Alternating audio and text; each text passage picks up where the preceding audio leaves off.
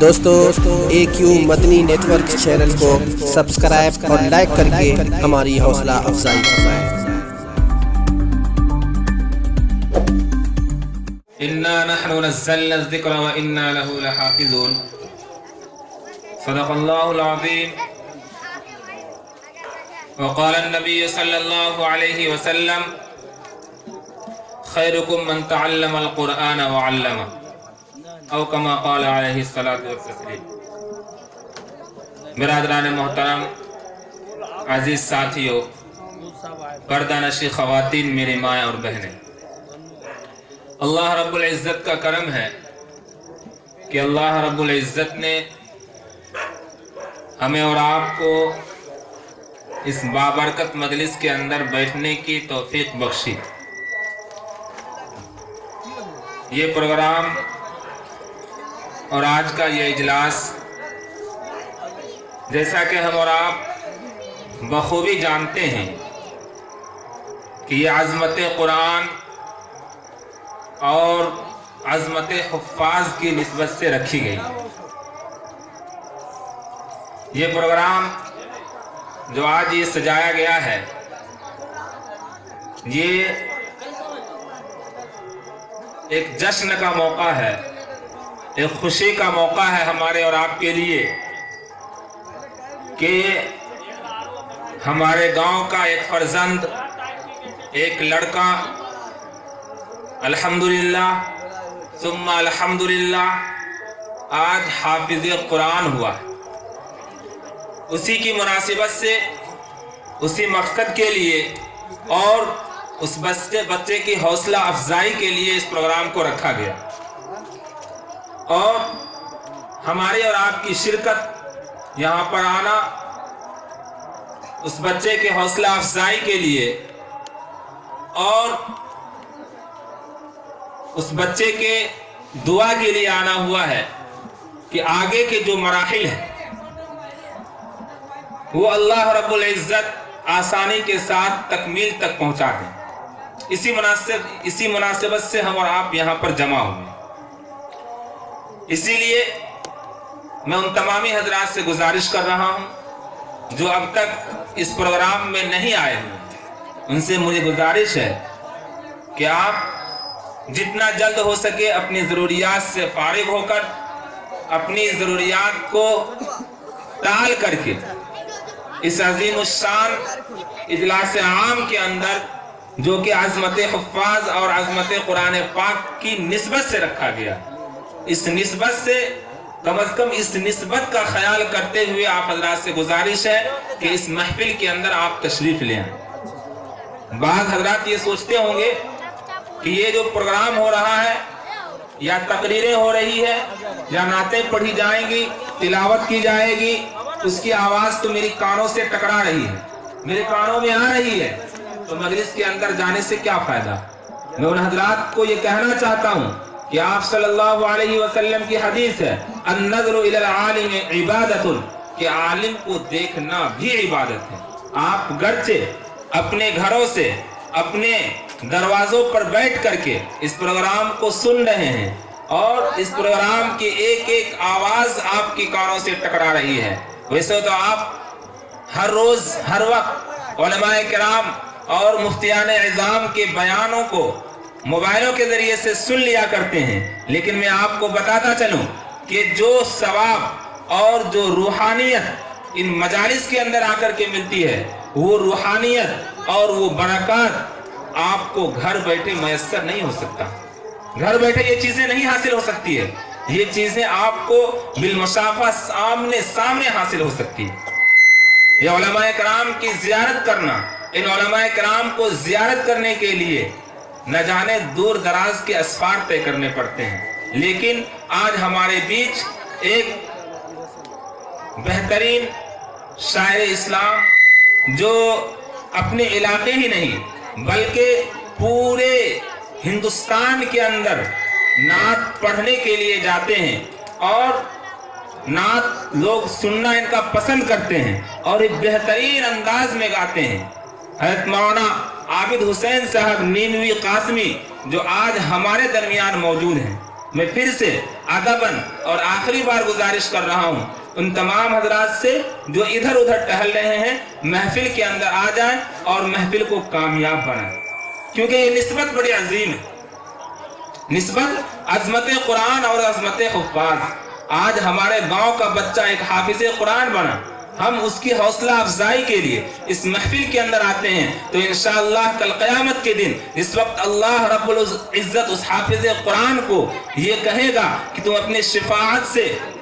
جس کو چاہو جنت میں لے جاؤ، تو اس وقت اگر اللہ رب العزت نے چاہا تو وہ بچہ ہمیں بھی ہاتھ کھینچ کر کے، ہاتھ پکڑ کر کے جنت کے اندر لے جا سکتا ہے۔ اس لیے میں ان تمامی حضرات سے گزارش کر رہا ہوں کہ یہ مجلس عام ہے، اجلاس عام ہے، اس کے اندر آپ حضرات ضرور شرکت کریں۔ یہ جو مجلس لگی ہوئی ہے یہ کوئی کم اہمیت اور کم وقت والی نہیں ہے، بلکہ بڑی اہمیت اور بڑی وقت آئی ہے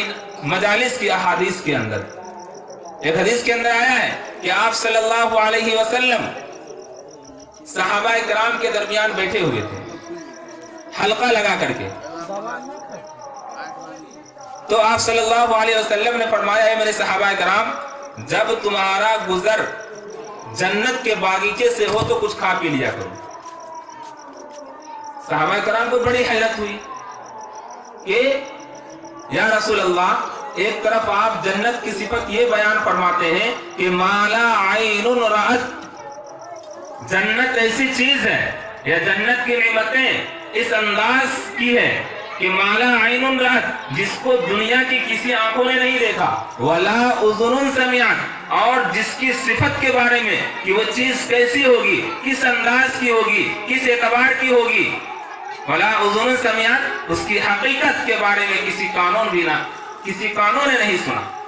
ولا خطر علی قلب من البشر، اور حتیٰ کہ کسی انسان کے دل میں وہاں کی نعمتوں کے بارے میں، وہاں کے راحتوں کے بارے میں، وہاں کے آرام کے بارے میں کسی انسان کے دل میں کھٹکا اور شائبہ بھی نہیں ہوا ہوگا۔ ایک طرف تو آپ جنت کی صفت یہ بیان فرماتے ہیں، دوسری طرف آپ یہ بیان کر رہے ہیں کہ جب تمہارا گزر جنت کے باغیچے سے ہو تو کچھ کھا پی لیا کرو۔ بڑا عجیب بات ہے، بڑی عجیب بات ہے۔ تو آپ صلی اللہ علیہ وسلم نے فرمایا ہے میرے صحابہ، جہاں پر ذکر اللہ ہو، اللہ اور رسول اللہ کی نسبت سے جہاں پر لوگ جمع ہو، اکٹھا ہو، وہاں پر اللہ اور اس کے رسول کا تذکرہ ہو، باتیں کی جائے، وہ مجلسیں جنت کے باغیچے ہیں، اور اس میں کہی جانے والی باتیں جنت کے پھل اور میوے ہیں۔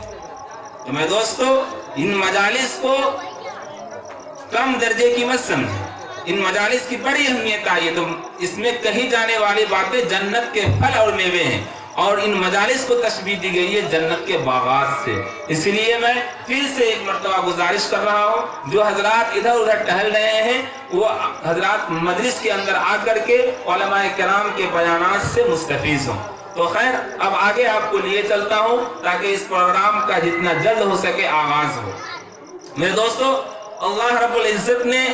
دنیا کو بنایا اور اس کے اندر انسانوں کو بسایا۔ انسانوں کو بسانے کے بعد ایسا نہیں ہے کہ انسانوں کو یوں ہی چھوڑ دیا کہ تم جس طرح چاہو، جیسے چاہو، من مرضی زندگی گزار لو، یوں ہی نہیں چھوڑ دیا، بلکہ اللہ رب العزت نے انسانوں کے ہدایت کے لیے، ان کی رہبری کے لیے، ان کو صحیح راستے پر گامزن کرنے کے لیے اللہ رب العزت نے انبیاء کرام کو بھیجا، اور انبیاء کرام کو دلائل کے طور پر کہ وہ اپنے آپ کو یہ بتلا سکیں کہ میں نبی ہوں، کیونکہ انسان ہے، آپ بھی انسان، اور اللہ کے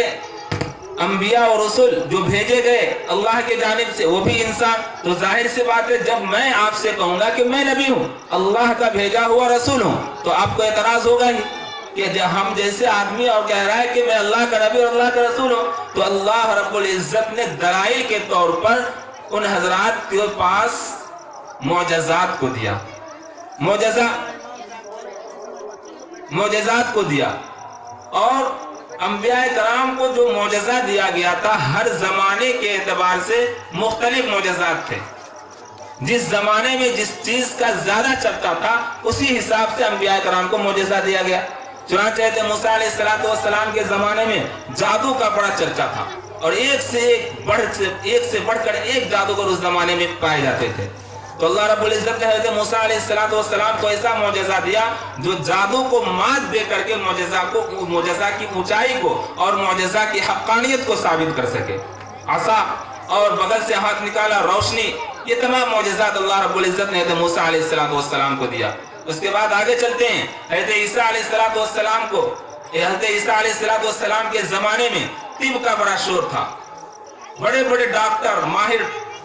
موجود تھے. ہر ایک بیماری کا علاج اس وقت موجود تھا. اگر کسی بیماری کا نہیں تھا، وہ تھا ایک برس اور ایک مادرزاد اندھا جو بالکل پیدائشی اندھا ہو. اس کا علاج نہیں تھا، اور مردے کو زندہ کرنے کا. چنانچہ اللہ رب العزت نے حضرت عیسیٰ علیہ السلام کو یہ تینوں معجزات سے نوازا تھا. اگر برس کی بیماری کسی کو لگی ہو تو حضرت عیسیٰ علیہ السلام اس پر ہاتھ پھیر دیتے، وہ صحیح ہو جاتا. کوئی اندھا آ جائے، اس کے چہرے پر ہاتھ پھیر دیتے، وہ دیکھنا شروع کر دیتا. اسی طریقے سے مردے قبر کے اوپر اگر یہ کہہ کر کے ہاتھ مارتے، قم باذن اللہ کے حکم سے کھڑے ہو جا، تو مردہ جو ہے کھڑا ہو جاتا. جب باری آئی ہمارے اور آپ کے آقا مدنی تاجدار جناب محمد رسول اللہ صلی اللہ علیہ وسلم کی، تو اللہ رب العزت نے آپ کو بھی ایک بڑا معجزہ دیا. کیونکہ آپ کے زمانے میں فصاحت، بلاغت، شعر و شاعری کا زمانہ تھا. اس وقت ایک چھوٹا سا بچہ ایسا شعر کہتا تھا، ایسے بلاغت میں اور فصاحت میں اتنی بلیغ اشعار کہتے تھے وہ لوگ کہ زمانہ دنگ رہ جاتا تھا. تو اس کا مقابلہ کرنے کے لیے اللہ رب العزت نے قرآن پاک جیسی عظیم کتاب کو آپ صلی اللہ علیہ وسلم کو دیا، جس کے سامنے پوری دنیا عاجز اور قاصر ہو گئی اس جیسی کلام پیش کرنے سے.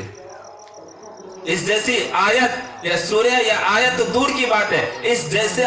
ایک آیت بھی وہ حضرات پیش نہیں کر پائے، بلکہ ان لوگوں نے گھٹنا ٹیک دیا. ہمارے اسلاف اور بزرگوں کا طریقہ رہا ہے کہ جب بھی وہ اپنے کسی پروگرام کا آغاز اور شروعات کرتے ہیں تو مذہب اسلام کے سب سے عظیم الشان کتاب، بلکہ تمام کتابوں میں سب سے افضل، سب سے اعلیٰ، سب سے ارفع کتاب کلام پاک کے ذریعے سے شروعات کرتے ہیں، تاکہ مجالس انتہا تک بارونق رہے. تو اس لیے آئیے میں تلاوت کلام اللہ کے لیے اسی شخص کو دعوت دے رہا ہوں جس کے لیے یا جس کے استقبال میں یہ پروگرام کو سجایا گیا ہے، جس سے میں مراد عزیزم حافظ محمد تنویر صاحب کہ وہ آئیں اور تلاوت کلام اللہ سے محفل کا آغاز فرمائیں.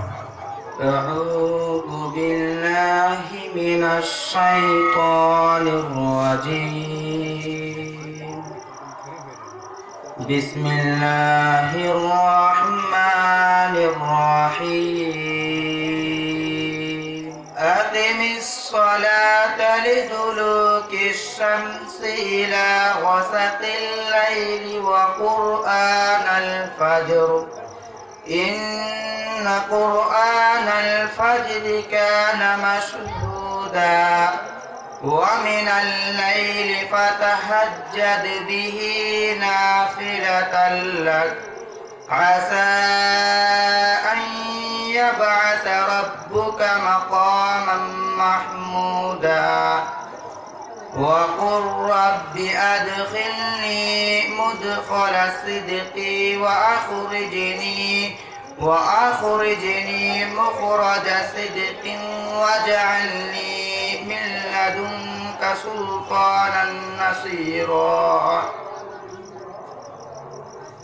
وقل جاء الحق وزهق الباطل إن الباطل كان زهوقا وننزل من القرآن ما هو شفاء ورحمة للمؤمنين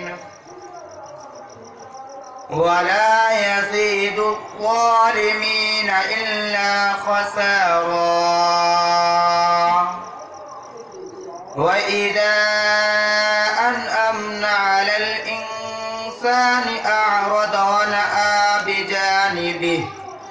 وإذا مسه الشر كان يئوسا قل كل يعمل على شاكلته فربكم أعلم بمن هو أهدى سبيلا صدق الله العظيم